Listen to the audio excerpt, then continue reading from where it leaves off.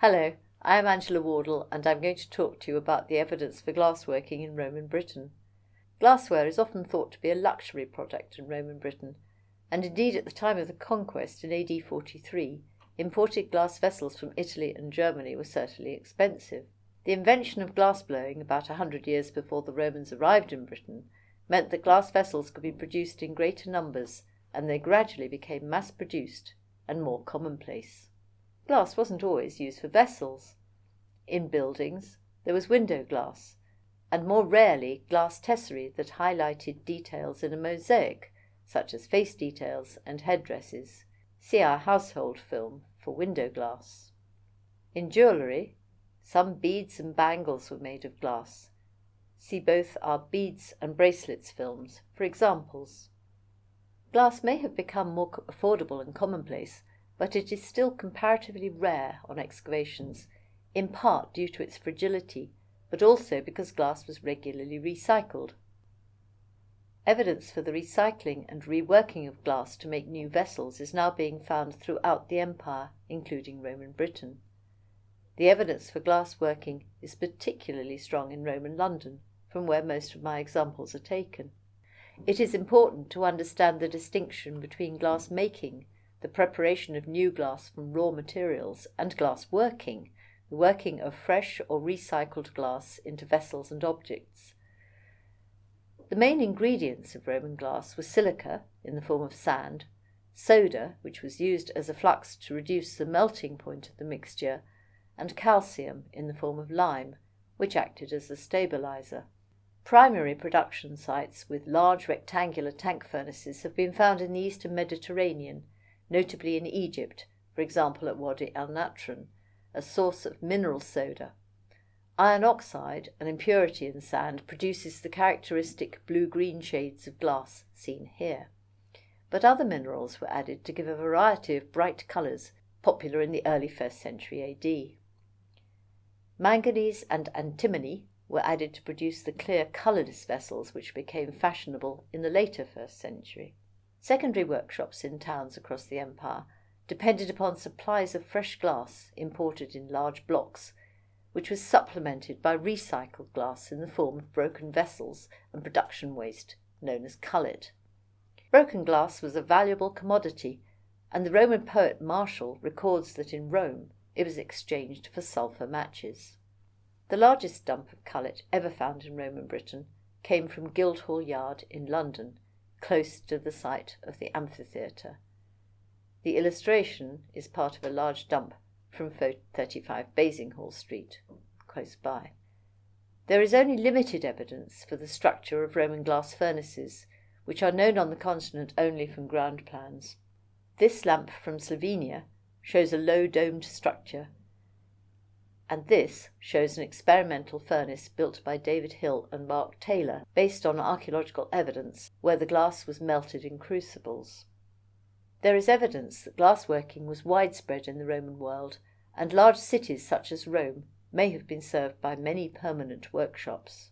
Evidence has been found for glassworking in such smaller towns in Britain as Mansetta, Leicester, and Wroxeter, and the process may have been carried out by itinerant craftsmen. This may well have been the position in larger Romanist British towns as well.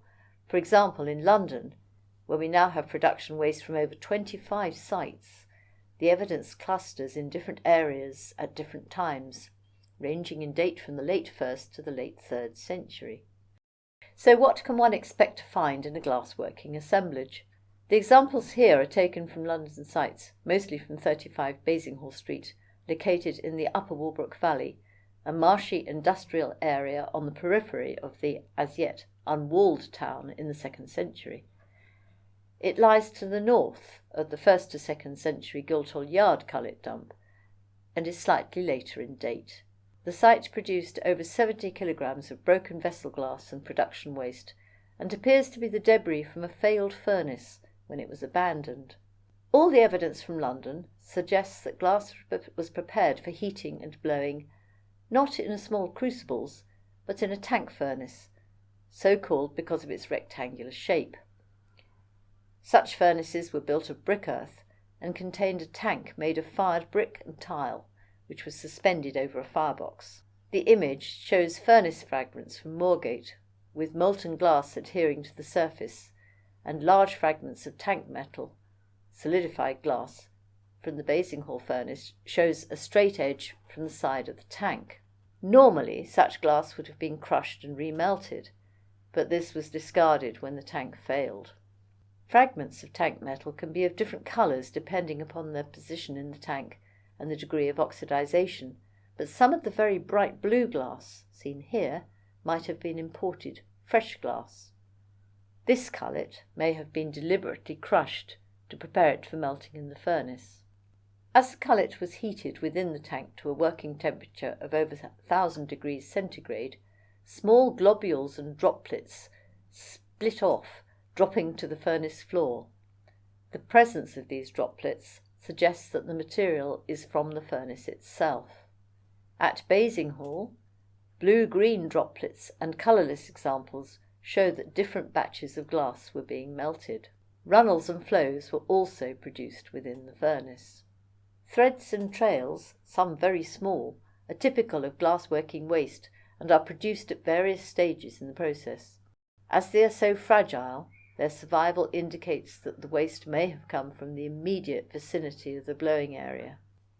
In order to make a vessel, a blob or gather of glass was removed from the tank on a blowing iron and was rolled on a marver stone, here shown during experimental work by Mark Taylor. These gathers show the outline of the blowing iron. The gather was then blown and inflated on the iron, a technique that has changed little over the centuries and can still be seen today. At this stage, the gather was sometimes cleaned of impurities and waste using pincers or other tools, and tool marks and small lumps of clay can be found on these fragments.